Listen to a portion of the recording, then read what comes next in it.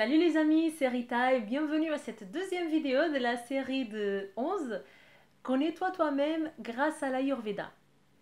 Dans cette série de vidéos, mon but c'est de vous expliquer quelle est votre constitution de base, votre Prakriti, basée dans les trois doshas Vata, Pitta et Kapha, pour que par la suite vous puissiez vous équilibrer au quotidien en sachant qui vous êtes. Alors dans cette vidéo, je vais vous parler du dosha Vata.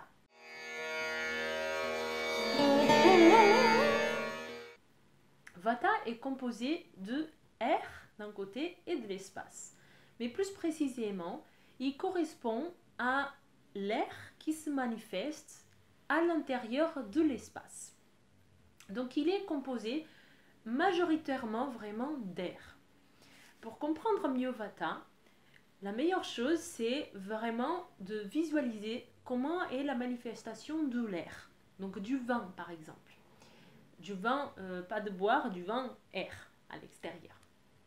Alors, comment il est, il bouge dans tous les sens, hein. Il est mouvant, il est changeant, il est instable. Un coup ça souffle, un coup ça s'arrête, après ça ressouffle. Il va assécher tout ce qui est autour de nous, donc il est sec, il est froid, il est léger en termes de poids, il est subtil. Voilà, donc c'est toutes ces caractéristiques-là de l'air sont les caractéristiques de Vata dosha. Donc juste pour résumer, Vata est léger, il est sec, il est instable, il est mouvant, changeant, il est subtil. Voilà pour Vata dosha. Qu'est-ce que ça va donner? Ça va donner la personne qui est donc super créative, super enthousiaste, avec plein d'idées. Elle veut faire 1000 choses à la fois. Voilà, elle a toujours plein de projets, même s'il en finit un, il a de la chance. Hein. Mais à côté de ça, ben, il peut tomber un peu dans l'autre extrême, là où il a une timidité extrême, il va avoir un manque de confiance en soi, il va pas savoir, il va moins savoir communiquer, alors qu'à la base c'est quelqu'un de super social, qui n'a pas du tout de problème de communication. Voilà, chez le Vata c'est ça, c'est soit tout, soit rien. C'est le changement instantané, c'est la spontanéité, c'est toutes ces choses-là qui vont se manifester chez la personne Vata. Donc pour rentrer un peu plus dans le détail, physiquement, le Vata, il va avoir une morphologie qui est mince, longiligne, avec des os qui sont salients, et il va avoir du mal à prendre du poids. Il peut manger beaucoup, mais il va avoir beaucoup de mal à grossir ou même prendre du muscle. On va voir au niveau de ses mains, de ses articulations, des chevilles, des genoux, au niveau des coudes. Il y a toujours les os qui sont un peu salients. Donc ça c'est en termes de morphologie. Et puis il y a une sécheresse qui se manifeste un peu partout. À l'intérieur de soi, dans sa peau qui est sec, avec parfois des veines qui sont assez visibles. Il va avoir les cheveux qui sont secs et cassants, les ongles aussi déminéralisés, cassantes, les yeux aussi secs. Euh, à l'intérieur, il n'y a pas trop de transpiration qui se manifeste, donc il n'y a pas trop d'odeur chez le Vata. Il y a vraiment cette sécheresse qui est présente, quoi, qui est prédominante. Les os et les dents vont être fragiles et les dents, on peut voir chez le Vata, ils sont incertains, ils vont être désordonnés avec une tendance à la déminéralisation aussi, parfois un peu grisâtre. Donc ça, c'est très caractéristique de Vata. Au niveau du teint aussi, en plus d'être sec, il peut être un peu grisâtre. Mais ça, c'est pas toujours. Donc chez certaines personnes, ça peut se manifester comme ça. Au niveau de sa digestion, le Vata, aussi dû à cette sécheresse et à cette instabilité, il va avoir une certaine tendance à la constipation, donc à avoir des selles qui sont dures. Mais vu qu'il y a tellement de changements d'instabilité, parfois ces selles, un coup elles sont molles, un coup elles vont être un peu plus dures. Voilà, il y a vraiment ce changement qui est présent à l'intérieur de Vata tout le temps. Son sommeil, c'est pareil, il va avoir une tendance à l'insomnie, mais un jour, une semaine, il va avoir un sommeil qui est profond, sans aucune raison apparente, Et puis d'un coup il se remet à avoir des insomnies ou à avoir des sommeils agités avec plein de réveils nocturnes, etc. Sans forcément une raison apparente. Au niveau de la température, Vata, c'est la personne qui a froid. L'air, il est froid. Le vent, il est froid. Donc Vata, c'est la personne qui a les mains et les pieds gelés tout le temps. Il se plaint tout le temps de ça. Il a souvent le bout du nez qui est froid aussi. Voilà, c'est la froideur. Donc le Vata, il adore la chaleur. Il cherche toujours de la chaleur. Ce qu'il faut, c'est les tisanes chaudes, les soupes chaudes, la nourriture nourrissante, etc. Parce qu'il a froid tout le temps. En termes de routine, c'est quelque chose que Vata n'aime pas du tout.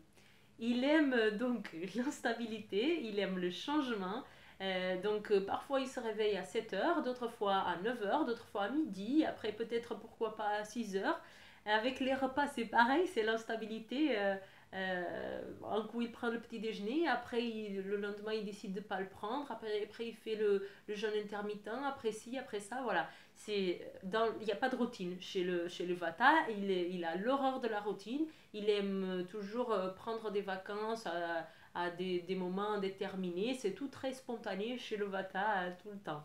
Il a une sensibilité particulière à l'écoute, parce que l'oreille, c'est l'organe sensoriel qui est vraiment très proche de Vata. Il est très sensible donc à tout ce qui est la musique, les sons, c'est quelque chose qui apaise beaucoup au Vata, parce que c'est vraiment l'organe, l'ouïe, c'est vraiment la voie de perception privilégiée pour le Vata. Il est très social, le Vata. Il a une grande facilité à faire des amis du coup il change aussi beaucoup d'amis parce qu'il s'adapte très bien, il peut changer de maison, d'environnement, il va s'adapter très bien, puis il va avoir une grande facilité à trouver un nouveau entourage et ça lui pose pas de problème. Par contre ça dure jamais, c'est pas très stable dans la durée.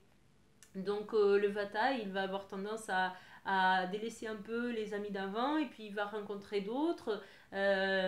Et c'est pas qu'il aime moins ceux d'avant, c'est juste que sa routine a changé et puis que maintenant la vie c'est autre chose.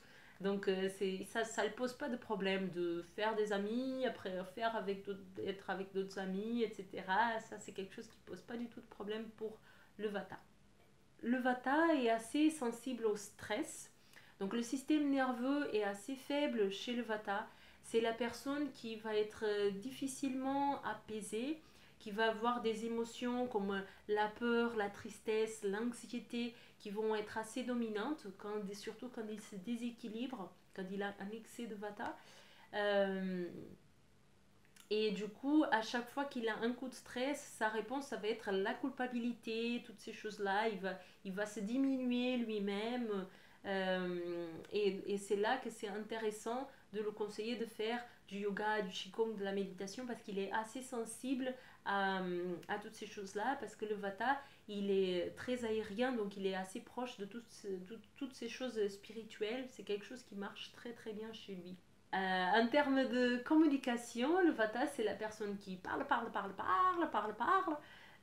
et parfois, il ne dit pas forcément quelque chose d'intéressant. Il est vraiment dans la spontanéité, donc s'il faut qu'il dise quelque chose, ben, ça va sortir, il y a peu de filtres. Du coup, il y a une bonne clarté dans tout ce qu'il dit. Mais parfois, c'est moins intéressant, parce que vu qu'il n'a pas réfléchi, ben, ça va sortir comme c'est venu et voilà, c'est tout. S'il doit faire des courses, le Vata, c'est la personne qui va vouloir tout acheter. Il va voir plein de choses, il y a tout qui le dit, ah oui, ça serait bien, ça serait bien, ça serait bien. Donc il a beaucoup de mal à déchiffrer ce qu'il veut exactement. Donc il va partir un peu dans tous les sens, hein. Ça c'est l'énergie de l'air. Et en termes de mémoire, le Vata, c'est la personne qui capte très vite, très vite. Donc à l'école, il a tout de suite compris ce que les professeurs ils ont dit.